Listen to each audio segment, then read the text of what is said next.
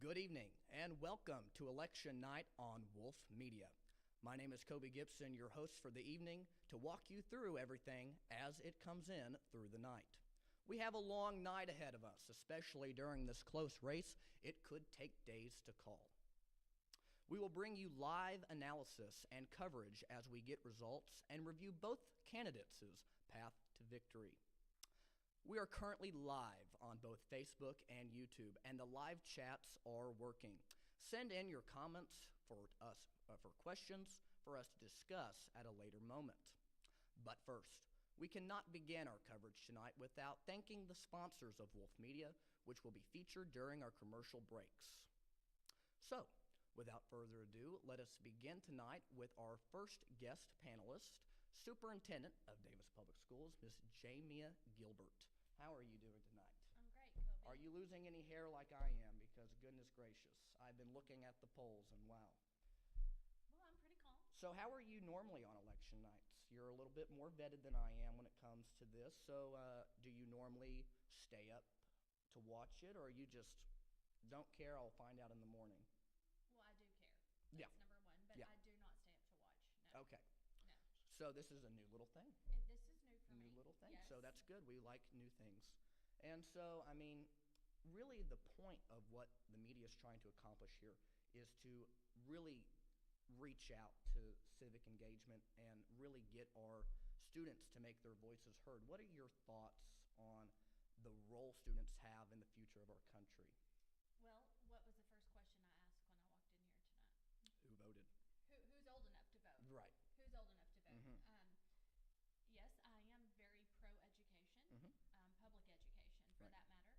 And I do believe that as educators, we need to teach our students their civic duty, and that this really is a privilege that we, those prior to us, have fought to obtain. It just kind of goes in sync with about to honor veterans, and both of my grandfathers fought in World War II, and I just think that they would want me to carry on that legacy of making sure that I taught my child to vote in elections, and just about how important that is. And if you don't vote, you can't grab. And Right. that's my motto. And that goes way beyond the presidential election, but even into further on down into local elections, state elections. I follow public education very closely, and that's where my compass is navigated for the most part. And we have a lot of local elections and state elections that we are going to follow tonight, as well as federal elections. The presidential race is heating up, but we also have, we're first going to look at our local elections. We have Ryan Eves for our district. Current Speaker of the Oklahoma House, Charles McCall, is term limited, and he will not be seeking another term as our representative. And we have Ryan Eves. Do you follow him? Yes, Have you met him? I have met him. Okay. Yes, I have. Yeah. Yes. No, I do think that he is an advocate Okay. for public ed. And that, like I said, that is what my main focus is to provide for you all. And I want to make sure Right. that we get the maximum funding and the best policies. And, kind of replacing Charles McCall. I mean, he has been just a fantastic advocate in my opinion, for our system. And so, I mean, kind of replacing him is really a milestone, right? It will be, for sure. Any friend for public ed that we can have in the state house or senate right now is vital in all elections, for sure. And there's just been so much back and forth over the last few years about public versus private dollar, and I think that I want the people that represent me to make sure that the public dollar is the most weighted. So we're going on in our federal election with Kamala Harris and Donald Trump. This campaign has been going on for 4 years, in my opinion. I mean, we saw right immediately after the inauguration in 2021, the polls were constantly geared to the 2022 midterm election. And then after that, so all of these campaigns have really been in full effect for a long time. And we're finally being able to see it in fruition here. Now, of course, we started our broadcast later in the night. Polls started closing at about 5 o'clock Central Standard Time. And so we already have several states. If you look at the map right there, we're looking at the states in the deep red and the deep blue. Those are the states that have already been called. I can actually scroll down to give you a full look at the map. So those are the states that are been called, that we know they're going for that state. One that I'm just now seeing, Texas, that was most recently called for Trump. And a lot of the South, but the ones in the light color, that is the one whose the polling is going on right now. And they, if it's in a light red, that means Trump is polling ahead. If it is in a light blue, that means Kamala Harris is pulling slightly ahead. Now, we're seeing a lot of surprises right now, but really not a big surprise if you've been following the election field. Kansas has been tilting blue tonight. People have not been projecting that. And the reason it's blue is, and we saw this in 2022 when they had a state question on the ballot, or I don't believe it was 2022. It might have been somewhere in that time. They had a question on the ballot for abortion. And the state voted predominantly left-leaning whenever it was projected to vote right-leaning. So we're seeing Kansas kind of tilt from that solid red state to being more of a battleground than what we've expected. And Nebraska as well, we're just seeing a lot of surprises that we didn't see in 2020, and we did not see it in 2016. And that's kind of the nature of the presidential election. So, Ms. Gilbert, the real discussion here is how our political climate is going. So a lot of people say that our country's become more polarized than ever before, that it's a big division. And so how do we foster a relationship in our schools of getting involved civically, but without getting into the tough rhetoric that we see a lot of people engage in? Well, I think number one, the first avenue there is to respect everyone. Right. Everyone, we all can have separate viewpoints and should be able to communicate that. And I think it's teaching kids too the right way to communicate with one another, with adults, especially with differentiating viewpoints. Mm-hmm. And also, I think a lot of times, overall, people want to be heard, regardless if it's their opinion or their issue. They want to be heard and they want to be talked to in a respectful manner. And a lot of problems are solved with transparency and just hearing someone out. And I believe that that's very important. And the thing about our country is that it is it is changing all of the time.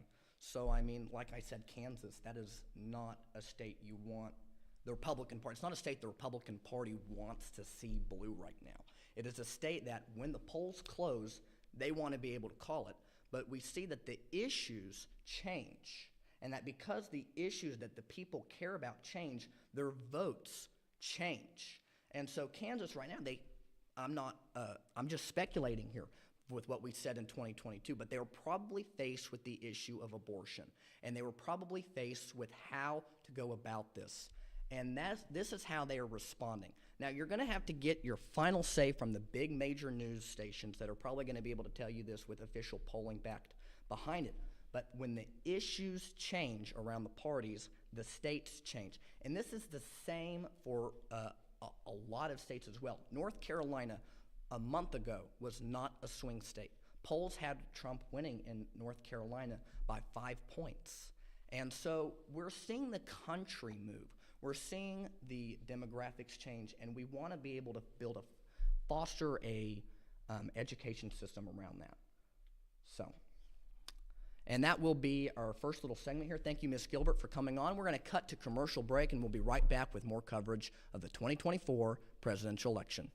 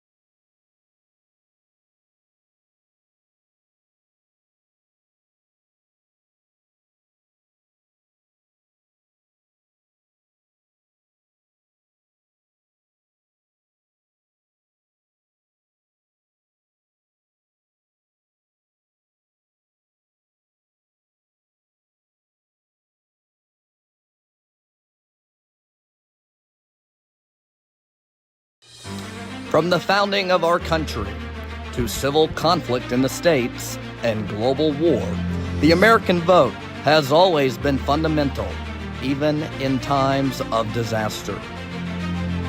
This year, from the towers of Manhattan and the California Attorney General's office, Election Night 2024 begins now. Welcome back to live election coverage with Wolf Media The How. My name is Kobe Gibson. I'm going to be your host for the night, and we just had an amazing conversation with Superintendent of Davis Public Schools, Miss Jamia Gilbert, and we have brought on high school principal Coach Owens with us. How are you doing tonight? I'm good, Kobe. So I asked Miss Gilbert the same first question.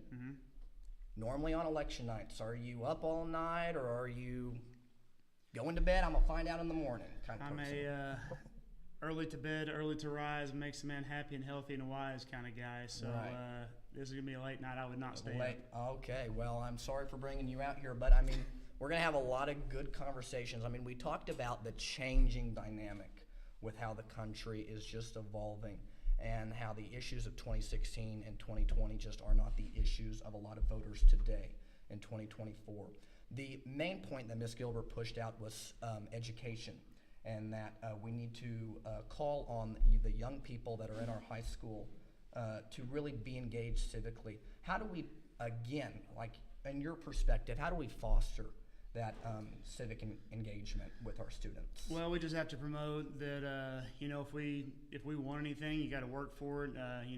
We've said the civic duty, so this is something we gotta handle. You guys need to understand that if we want to change anything, then you have to have your voice be heard. You have to do it the right way. You have to participate. We can't gripe about anything if we don't participate. So you have to get involved and make your voice heard. Right. And we also have to know that when you're in high school, you kind of have a general idea of what you're going to do whenever you're, graduating, whether you go to college or whether you go to the workforce immediately. And a lot of policies that are made at the federal level or the state level directly impact some of the workforces that people go into. And that's true for a lot of states around here. So the message that I'm hearing is that we need to get to people who know what they're going to do, and we need to allow them to research their path and how the government will affect it and how to look at it from that perspective, right? Yeah, absolutely. So that's the goal of the high schools. We want to, when it's time for you guys to leave and you graduate, you get across the stage, we want you to have a pretty good idea of what your future is, what you want to be, how you're gonna get there. So in saying that, just like what you said, there are gonna be some decisions that are gonna be made at the state and the national level. This is going to directly affect certain paths that people go into. So obviously that means if you were decided, that this is what I'm going to do, then you need to research all of the talking points, all of the things that are up for discussion and to be voted on, as you can be, educated and go in and make your voice heard. Yeah, I mean, the bio for the Davis Public Schools Facebook page is we want to give the students the tools they need to succeed in a growing world. And I think that's really to begin by giving them the tools to succeed is by inspiring them with civic engagement and by understanding that your vote, it doesn't have to be at a federal level. I mean, I talk to a lot of people and they say, I live in this state, I live in that state, my vote's not going to matter. They basically just think if you live in Pennsylvania, your vote's going to matter. But I think that is not really the case because we have local elections. We have city council elections that operate, not just in November every 2 years. I mean, we had a school board election this year, right? And that candidate was reelected.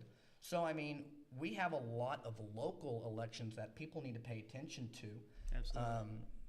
Governor, for example, that was in 2022. We have Ryan Eves running to replace Charles McCall. We have Tom Cole that's currently fighting for his Senate seat right now. Now, we don't have any senators up for re-election this year, but we will in the next 2026, I believe. We'll have James Langford up there. So, I mean, we just need to get people engaged and just focus at the local. Absolutely, right? And that's it's such a critical thing to understand. I hope the kids do understand that, and even people in our town. So, for example, with that, I was the 927th voter today, and Ms. Stacy Harness said typically there's 150. So it was a big turnout here in Davis so far, and that was about an hour and a half ago that I was up there, a little bit, maybe a little bit longer. So that's a big deal, and I hope all the young people understand, and really everybody understands when we have these local elections, it is critical that everybody gets out and votes. Right. And this is live election coverage, so I just want to turn the attention to the board and what is going on. Like I said just a few moments ago, the colors that we're looking for are the ones in the deep red and the deep blue, like Illinois or Vermont. Those are states that have already been called, and those are states, for example, Oklahoma has been called for Donald Trump. Now, we could probably press on Oklahoma and see on the county level where that is, but we also have states like Kansas or Nebraska or even Iowa where states are light blue, or states like Minnesota, New Mexico, which is a shocker, Wisconsin, that are in light red. That is not them being projected at this time. That is what their polling is. And as we can see, Trump is polling over Harris in New Mexico, over Harris in Minnesota. And I said that Minnesota was a shocker. That's because everybody really just looked at this election and we're just like, oh, Harris is going to win Minnesota because Harris's vice presidential running mate is Tim Walz. Tim Walz is the current governor of Minnesota, but I believe that's just the early count. We're going to see how that evolves later on. So this is just a wonderful map that we have up just to get our students engaged, to get our community engaged. We're also going to talk about local elections. I'm not for sure if Tom Cole's seat was projected yet. I assume it was. I'm not sure if Ryan Eves' seat was projected yet. Again, I'm sure it was. But we are going to really continue this night being civically engaged, encouraging everybody at home to do their research, to really just get involved with what is going on. It doesn't have to be over all the issues. Like I said earlier, some people are single issue voters. You do one thing and they'll vote for you. And I'm not encouraging people to be that way, of course, but I am saying that some people are like that, and that's not typically a bad thing. So if for example, I'm someone in the infrastructure business, I'm going to care a lot about what the government does about infrastructure.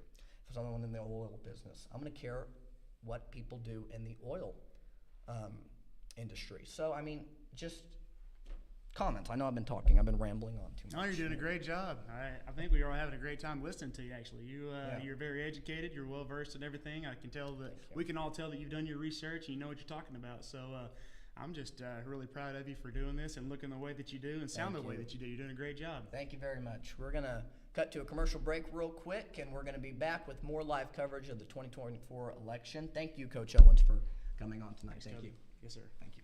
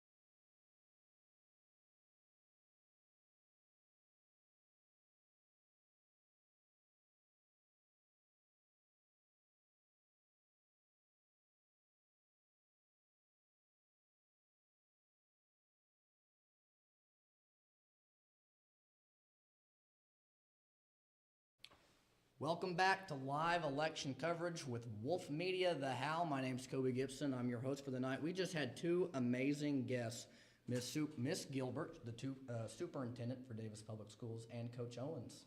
I'm going to give you a little presentation from the whiteboard. Now, I've been told that the dark blue is looking a little purple. I'm not sure if that's happening, but if it is, just know that the purple is blue.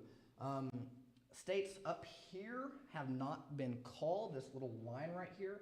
They have not been called for Harris. That is just where she is leaning.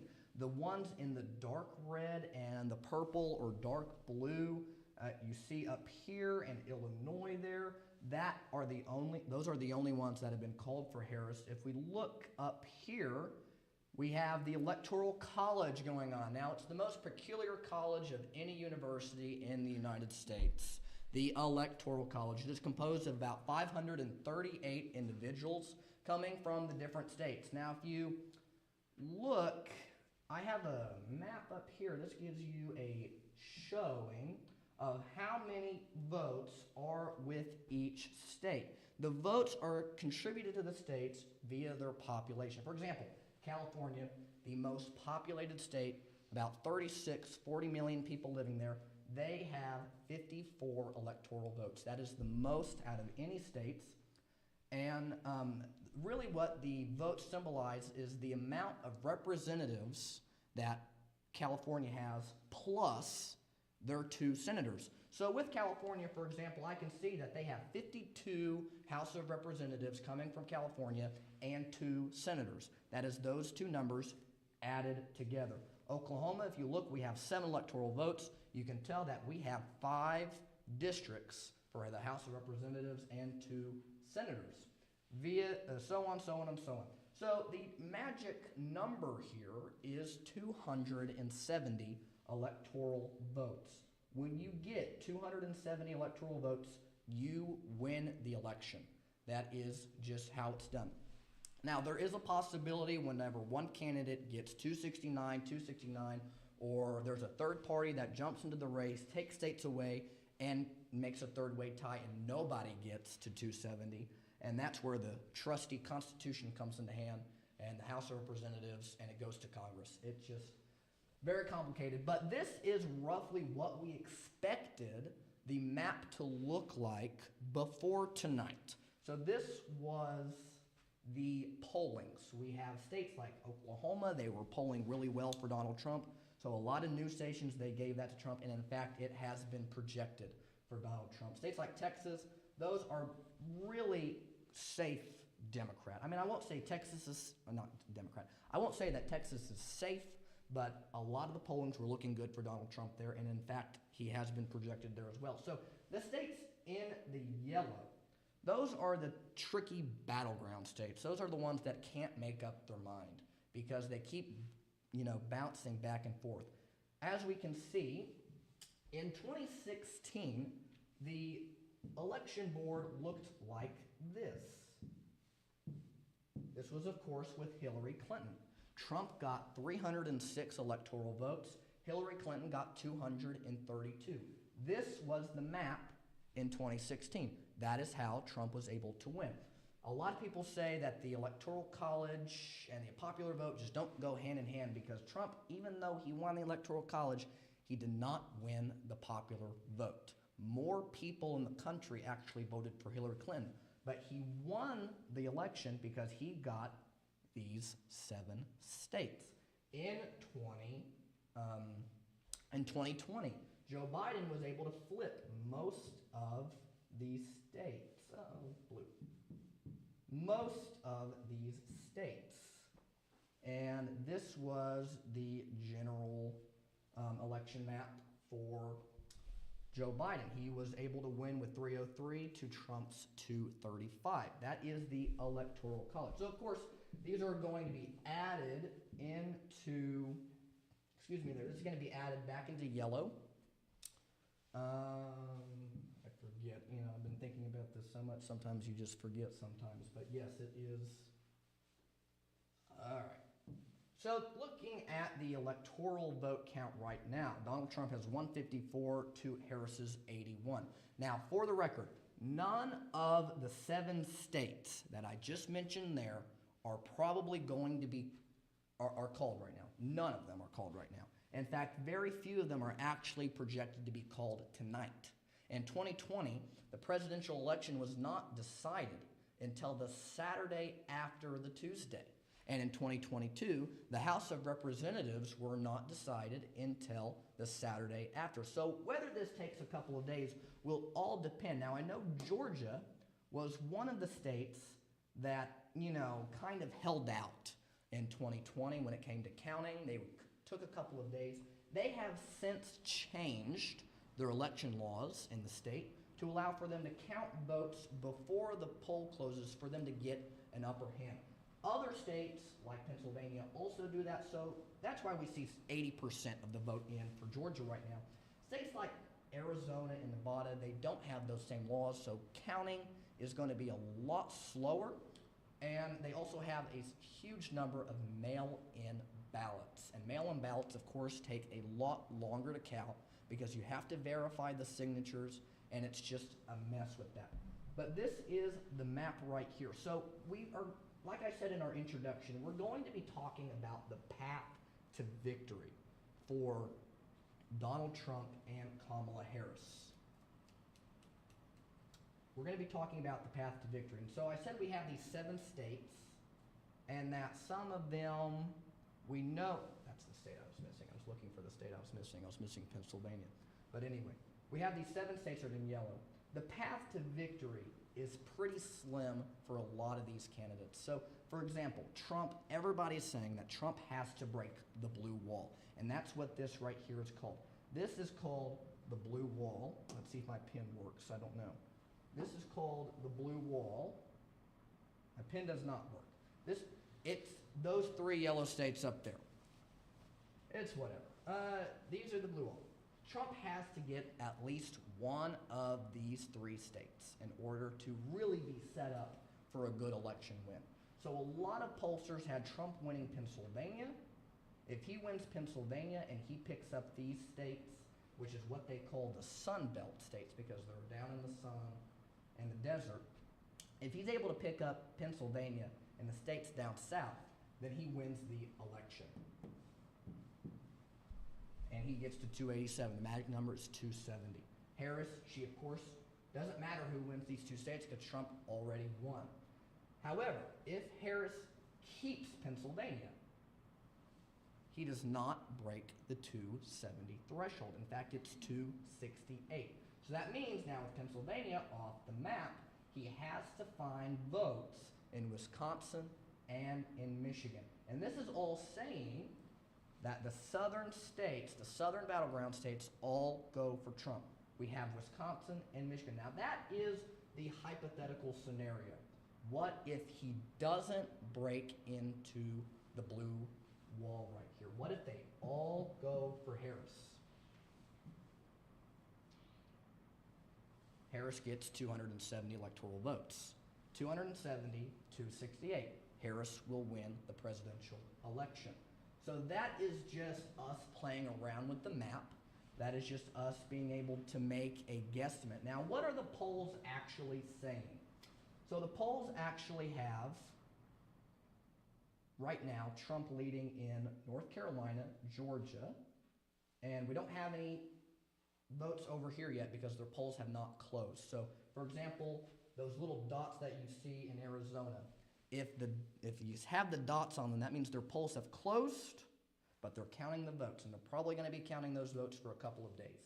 But states like California, which we're probably going to project later on at night, maybe 11 o'clock, 10 o'clock, those polls haven't closed yet. So we're seeing that Kamala Harris, those 3 states that I mentioned earlier, those 3 blue walls are swinging in her favor. Now, let's look at Wisconsin, because Wisconsin is an interesting one. Now, I want to point out that it's only 25% of the vote. We don't have enough information to project it for Harris. We just have enough information to know that she has 52.8% of the vote. Same thing with Michigan. Michigan, We don't have a lot of the percent in. We only have about 14% in right now for Michigan. And same thing with Pennsylvania. This election is going to take a while. By the time we end our live stream tonight, most probably I'll be able to put $100 on it, that we will not be able to know who wins. We might not even know who wins until tomorrow. Not even tomorrow, probably the end of the week, might even go to Saturday like it did in 2020. There's a big challenge to that from a lot of people, but that's how now. We have a couple of surprising states. Now, a couple of days ago, there was a poll released from Iowa that had Harris up in Iowa by 3% to Donald Trump. Now, that was from a Des Moines region poll, however you say that city. It's from their region poll, and it had Harris up. Now, of course, only 24% of the vote. We are not going to be able to project states if we don't have at least 80% of the vote, and that's at least. So that is what we're looking at right now. That's what we're covering, and we're going to keep you updated as the night goes on.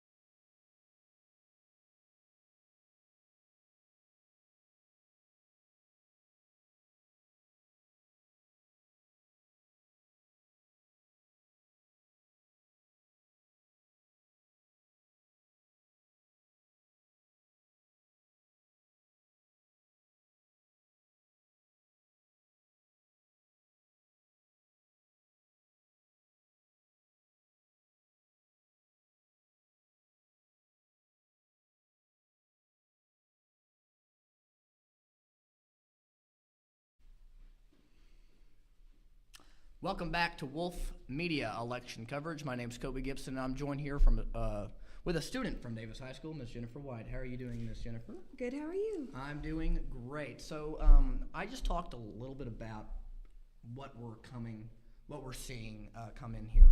And we just have a lot of results that are a big shock right now. A little behind the camera, we were talking about Virginia that looks to be Trump at 50% and Harris at 48%.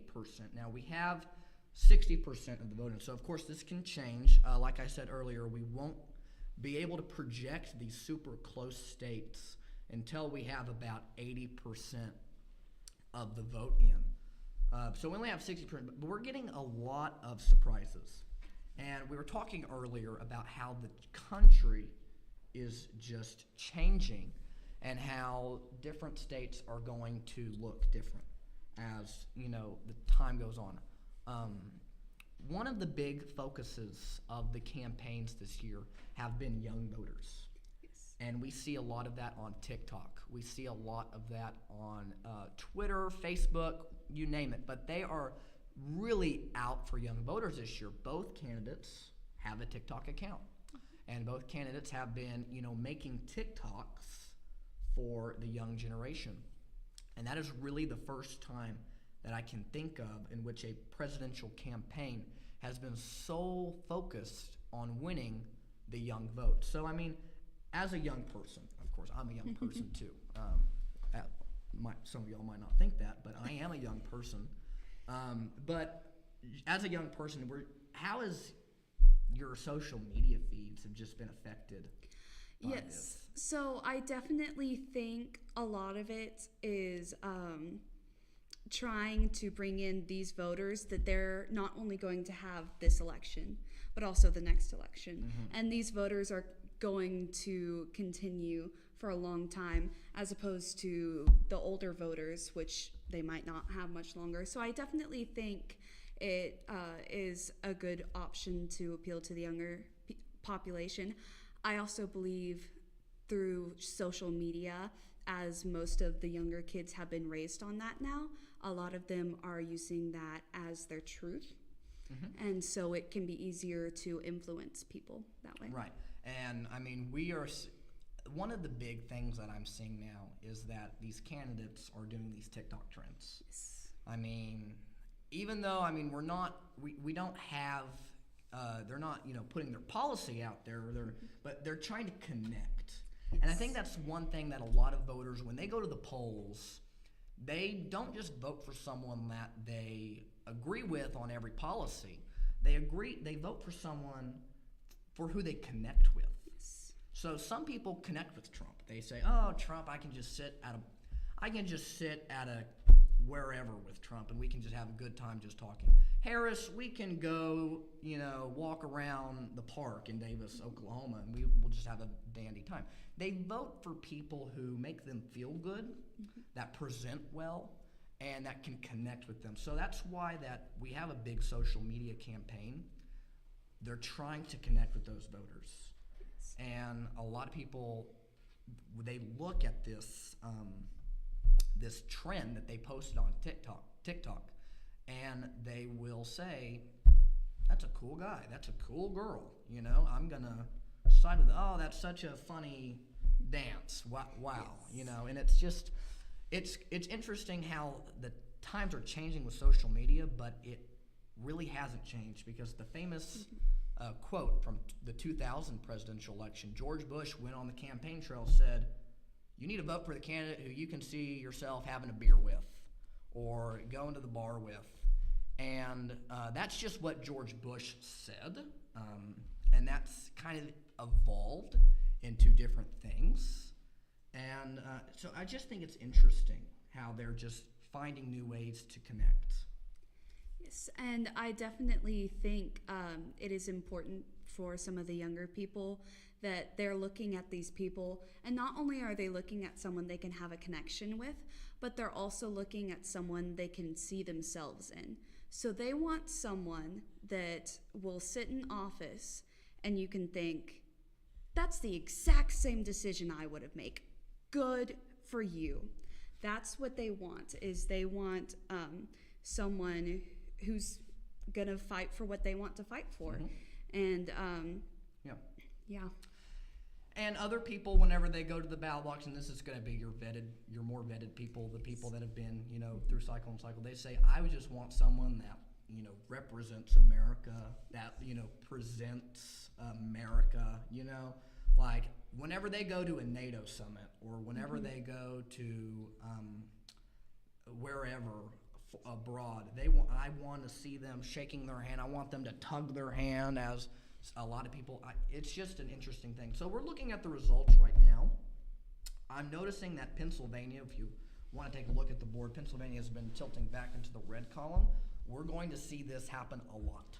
We are going to see states go from blue to red, blue to red. It's going to be 1,000 times you're going to see it happening, especially when they only have 50% of the vote in. Same thing with Wisconsin. They were just blue. They're red again. Only 40% of the vote in. This is just a pattern. A lot of people have been saying lately that, we just need to get better at, counting these votes at a more timely manner. And that, kind of waiting for a couple of days is, it's just different. And I think that's just something that we need to assimilate to more so as a country, is that we have a lot more people. We have a lot more different avenues to vote. Before 2020, a lot of people didn't know about mail-in ballots. We didn't know about mail-in ballots. And now that we have mail-in ballots, it's causing our elections to take a little bit longer to look at. So we just have a lot of information coming in. Iowa was just blue. They're back to red by a pretty sizable margin now, 34% of the vote. Trump looks like he's up by 4 percentage points. Oregon is just now getting a little bit. They have 0% of the vote in, but they have about 5,000 votes counted. Trump is ahead there. But of course, these are the states on the West Coast. You're going to see lean heavily Democratic. But one of the elections, I don't know if I've already said this right here, but one of the elections we were just looking at was Virginia. And that just changes the game. I just expressed that to Bobby. Bobby knows if Virginia is in play for Donald Trump tonight, that changes the game. And we see that Virginia, they have 65% of the vote in, and Trump is leading by 1 or 0.9%. So, I mean, it's just a very interesting thing. We're going to see this jump back and forth. And then we can continue going to Kansas. We looked at Kansas earlier. Kansas is in the red column, 57% of the vote. It's just that same old trajectory that we're seeing with our country. It's breaking up. We're going to take a short commercial break, and we're going to be right back with more live updates. Thank you.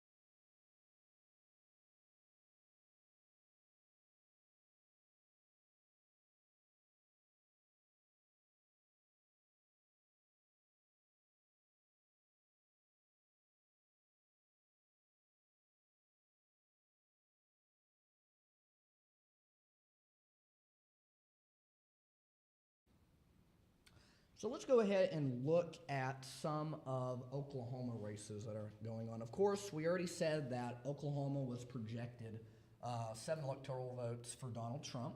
But if we go down, we are going to see our U.S. House races.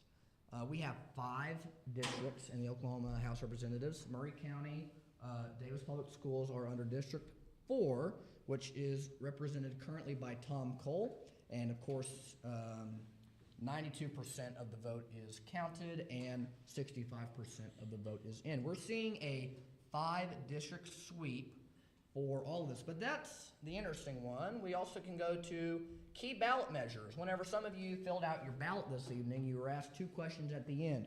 You were asked one about requiring only American citizens to vote, and it was American citizens, I believe, but required citizenship to vote. There's also this one, but one that's not on my board here is the infrastructure one.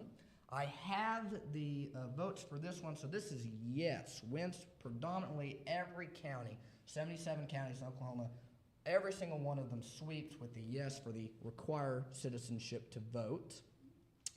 And then for the key ballot measure for Oklahoma with respect to infrastructure, that is projected to lose. About 60% of the vote voted no on that one. But let's just look at some of these House people. Stephanie Bice is probably the one with the most competitive. Let's get my pen to work. Stephanie Bice was the one with the most competitive election with this. She is representing District 5. District 5 is the Oklahoma City area, and of course we have the cities predominantly tend to be more middle. They are not going to be as far as some of Tom Cole's elections. It's not going to be as far as Josh's elections, which is kind of understanding that Kevin Hearn, I believe that he is representing the Tulsa area. I could be wrong, but the city area is predominantly going to be more middle of the road for a lot of these people. So let's just look at, still on the eraser there. Let's just look at more of our presidential vote we have in. If I can get this thing to go away. Ooh. So with the House districts, we have a 5-district sweep. We're going to take a quick commercial break, and we'll get back to you as soon as possible. Thank you.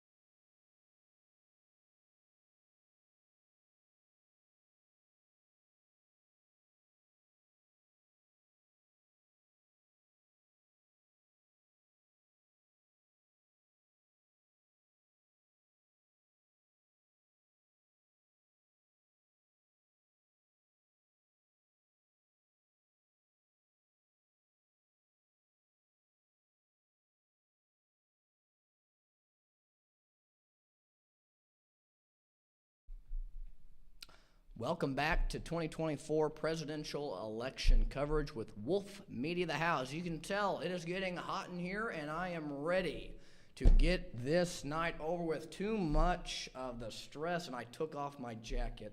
But we're going to talk a little bit about the 2024 Senate election results.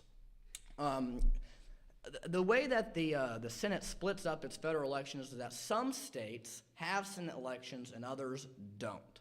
So last election in 2022, Oklahoma had both of its Senate seats up for grabs. This year, they do not have any Senate seats. So the thing with this year is that it is predominantly skewed to where the Republican Party has an advantage in the election results. So if we look at my map over here that I have, the Republicans have 43 seats to the Democrats' 35 seats. Now, in order to get a majority in the Senate, you need to get 50 seats. And Democrats currently hold the seats. Democrats currently hold the majority in the Senate. Now, because so many Democratic states are up for election today, only 28 of them are not up for election, and so that takes that 51 to 35. Republicans have an advantage coming into tonight because, and I want to talk specifically about it, West Virginia. Nobody talks about West Virginia a lot, but this is a very important one because the current senator for West Virginia happens to be a Democrat, Joe Manchin, and he is not seeking re-election this year. Jim Justice, the current governor of West Virginia, is running to reseat him and is the projected winner. Now, this was a key race solely because this kind of determines who is going to win the Senate. And if let's say hypothetically, Donald Trump wins tonight, he needs to have a Senate in his favor if he wants to do important things. If he wants to put a justice on the United States Supreme Court, that has to go through the Senate. If he wants to appoint a cabinet that is going to be in his favor, it has to go through the Senate. If he wants to reshape the federal courts or whatever, it needs to go through the Senate. Treaties go through the Senate. So this is why the Senate is so, important right now. And the current majority, the current stats are 51 to 49. 51 to 49. So the Democrats have 51 seats. The Republicans have 49. Well, now that Jim Justice has one Senate in West Virginia, it is now 50-50. This is not the only Senate seat that the Republicans are looking at tonight. They are looking at a number of them, mainly Ohio. The incumbent from Ohio, or the person that is currently holding the Senate seat, is Sherrod Brown. Sherrod Brown, he is not doing well in this election. 81% of the vote is in. Bernie Moreno is up. And so we're, again, looking at this race. If the Republicans are able to flip this seat just like they flipped West Virginia, they get a solid majority in the United States Senate, 51-49. They're going to totally flip it on the Democrats. But let's say that they don't win Ohio. Let's say that they don't pick up anything else because they are also in a tight battle in Montana as well. Let's say they don't pick those states up. It is just West Virginia, and the Senate is 50-50. Well, what happens? Well, that's when we look at who wins the presidential election and whoever wins the vice presidency. So if Kamala Harris is able to win the presidential election and she has Tim Walz as her vice president, the vice president breaks ties in the Senate. So if Kamala Harris wants to put someone on the United States Supreme Court and 50 of the Republicans say no, 50 of the Democrats say yes, Tim Walz is going to walk in there, he's going to get his little gavel, and he's going to say, I break the tie, we're going to put him on the Supreme Court. Same with cabinet, same with any of that. That is where the vice president is important. Let's say J.D. Vance is the vice president of the United States this coming January. Let's say he is getting in there and it's 50-50. That means that they're able to pass all of Trump's cabinet. They're able, unless we're all hypothetically saying that all 50 Republicans sign on to this. This is all saying that there's 50-50 tie. That means Trump can put his people on the Supreme Court. Trump can put his cabinet in office. Now it's going to get tricky. What happens if Trump wins, but the Senate is not in his favor? Well, that was a question that we had just moments ago, but we don't have to worry about that anymore. I was actually talking. I was like, hearing myself talk. But no, it's going to be 50-50 regardless of, let's just say the rest go blue. It's going to be 50-50 with West Virginia. So this is a key race. We're looking at the other races. I said Montana earlier. Montana has an incumbent Democrat senator as well. So one thing that I want to just point out is just because a state votes red in a presidential election, that does not mean that their senators have to be red. For example, West Virginia, that state in 2016 and 2020, every single county in West Virginia went for Donald Trump. He did not miss a single one, but there's a Democrat senator. Montana, Trump has been able to solidly win Montana 2 times. He's trying to make it 3. I don't know if they projected it yet.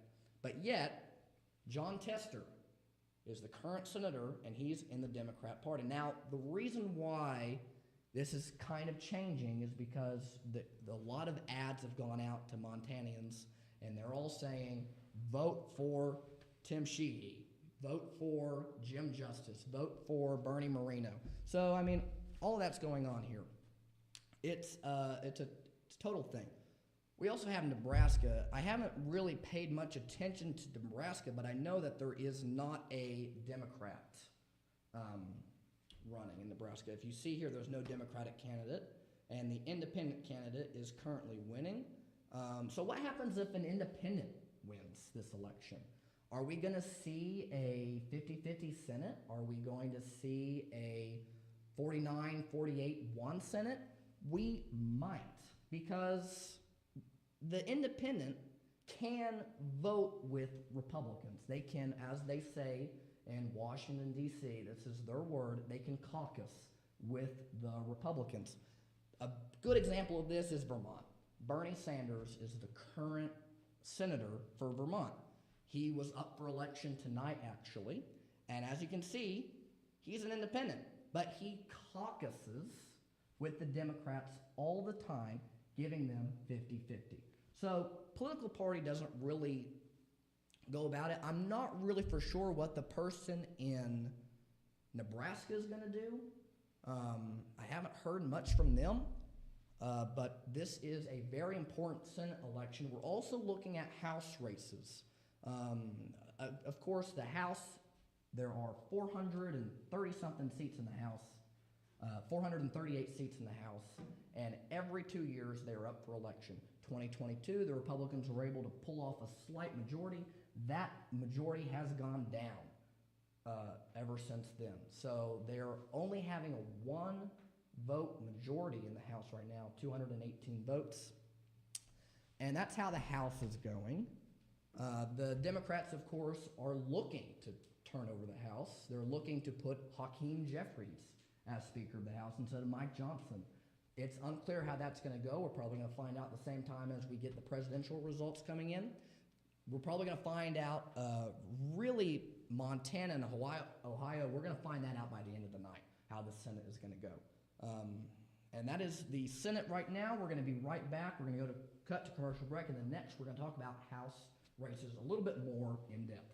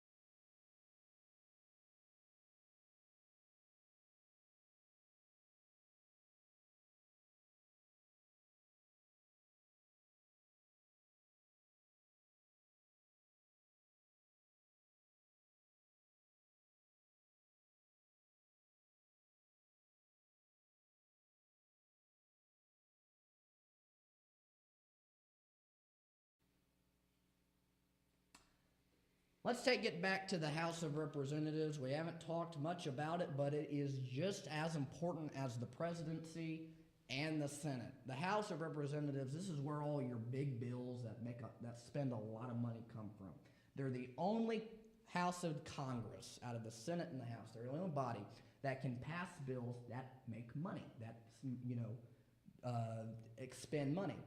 So that's where your budgets are going to come in. That's where your defense stuff is going to come out of. And it's really important who controls this. I said last segment that the current Speaker of the House is Mike Johnson. He is a Republican because the Republicans have a majority. They're looking to keep that majority, but they're being challenged by the Democrats. I say this a lot, but one of the most interesting things about this country is that New York produces a lot of House races that are,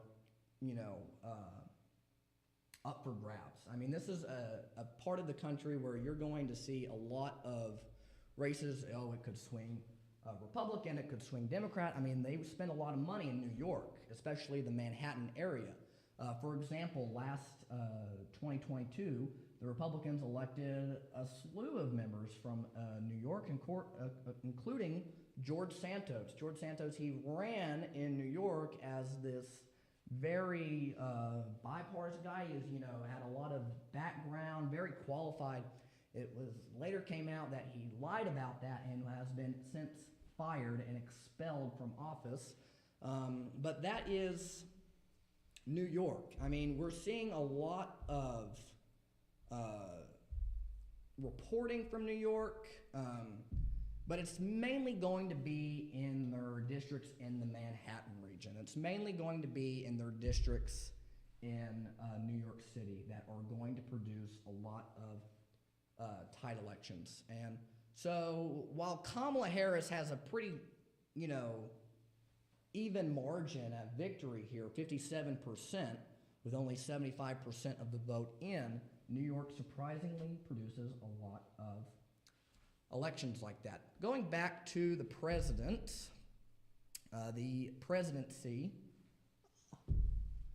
we have a lot of changes coming in.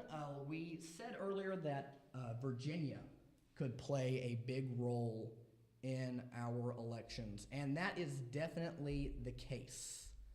Virginia has been swaying about 49.8% in the polling, with about 30% more of the vote left to count. I mean, it's pretty substantial. So this is the Electoral College map of it. So as you can see, if you count the squares in Oklahoma, there's seven squares. I'm not going to look at that map. I'm just going to look at it geographically. This is Associated Press. They are pretty good when it comes to reporting numbers. They were the first actual agency to confirm Donald Trump the winner in 2016. That wasn't the case for 2020 because it just went on so long. But, I mean, they're pretty good about this. But like I said, Virginia, that is a possible interesting pickup for the Trump campaign if they're able to pull it off, which might happen, might not. We're seeing in 2021, there was a governor election in Virginia, and the Republican won the governor election. So it is definitely in play. Of course, she's up by 2%. We only got just a few percent, 70% of the vote in. So that 30%, like I said, can really tip the election in this race. But let's talk about states like Minnesota, states like Wisconsin and Michigan. These states are going to be the ones that really drive the success of the Trump campaign or drive the success of the Harris campaign. It really depends on how these ones do. That will tell you a good way of the vote. So like I said, in the beginning of this live stream, Trump has to break the blue wall. And the blue wall is this up here. I'm going to use my pen again. Hopefully it goes correctly this time. But the blue wall is this right here. these 3 states, which are all up for grabs, even though Minnesota is looking red right now, they only got about 5% of the vote in. I really don't want to look at them right now because as they get more, they're going to get more votes for Kamala Harris. But this is the blue wall, and currently Pennsylvania is the most important one. They have 19 electoral votes. That is big because Michigan and Wisconsin, they only have about 16 and 13 electoral votes if I think of it correctly. But 9 is big because if we go to my interactive map over here,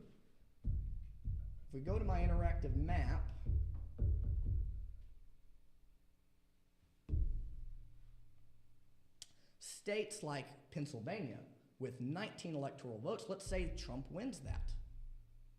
Well, what about all these other states? We also have the Sun Belt. We have all of these states down here. Trump is winning in Georgia. Trump is winning in Arizona. We don't have votes from Nevada. Trump is winning in North Carolina. If he has Pennsylvania, he wins the election. But let's say we have all of these states. Let's give Nevada. We don't know how Nevada is going to play out. Let's give Nevada to Kamala Harris. And let's give Kamala Harris the 2 states right here. That gives her 257 to 281. Trump still wins because of Pennsylvania. So let's say Harris picks up Pennsylvania. That is crucial. So really, I expressed this early on in the broadcast. I'm expressing it now. They have to break the blue wall. They're polling really well down here in the Sun Belt. Whenever we get results from Nevada, I guarantee you that they're going to show a little bit of a Republican lead. I don't know how they'll end up, but let's just say Trump wins Nevada. Harris will still win the presidency, that magical number, like I said earlier, 270 electoral votes. Trump is currently at about 210 electoral votes. He needs 60 more votes to go. All of these 7 states in yellow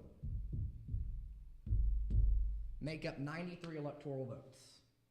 So we have, Trump is looking to close the gap here, 60 votes to go. There's 93 up for grabs. Harris, she's at 113 electoral votes.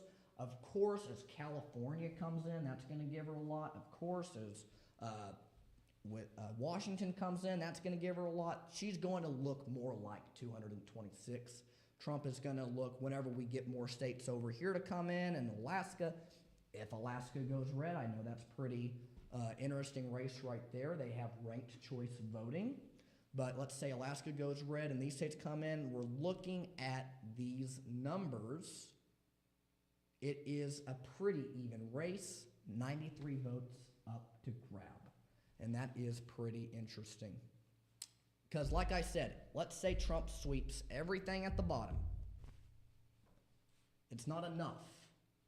Let's say Kamala Harris sweeps everything on the top. It is enough.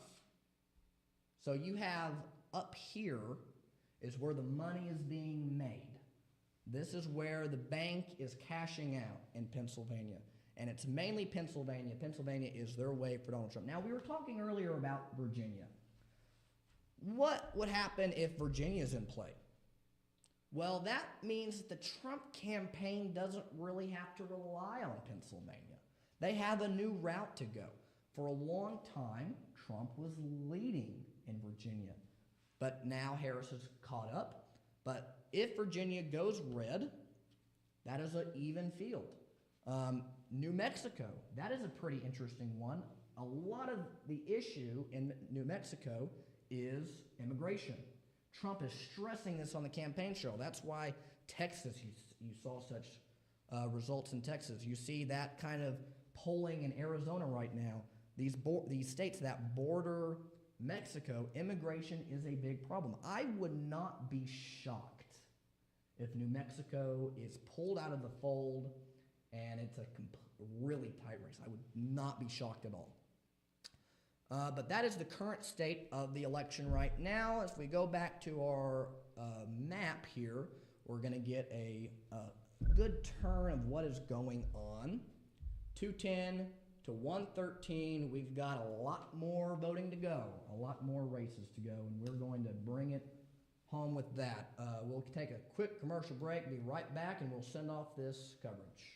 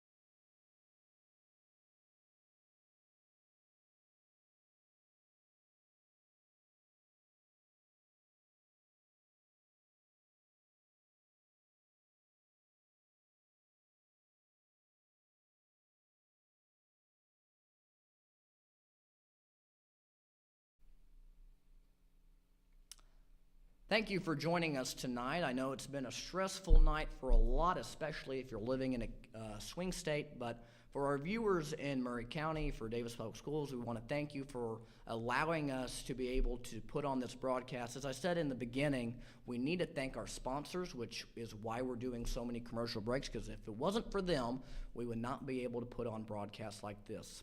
I want to thank my team that has stayed here long nights to do this with me. I want to thank Bobby Alexander, the guests that we had on earlier, Miss Gilbert, Superintendent, and our Principal, Coach Owens. We really want to extend a thank you.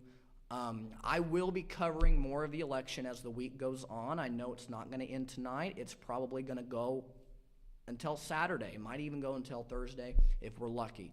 But I will be keeping the Facebook and the YouTube, the Facebook updated with the results as they come in throughout the week. Thank you for watching and have a safe night.